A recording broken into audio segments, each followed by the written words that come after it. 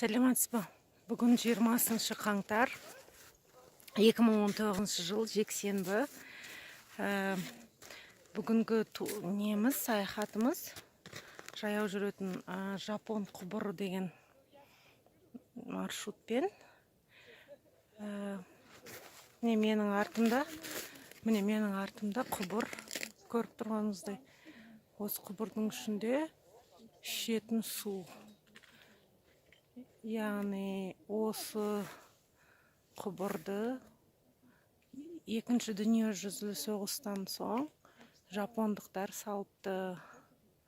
Қазіргі кезде саяхатшылар жаяу келіп көтеріледі.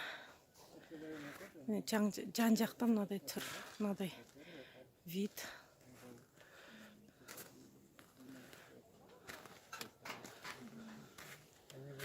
Больше 50% Қараңыз, мына жерде жүретін жер.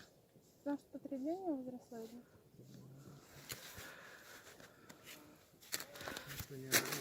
Бұл Алматы қаласы, Қазақстан. Көріп тұрғаныңыздай Алматы қаласында баратын жер көп бос уақытта.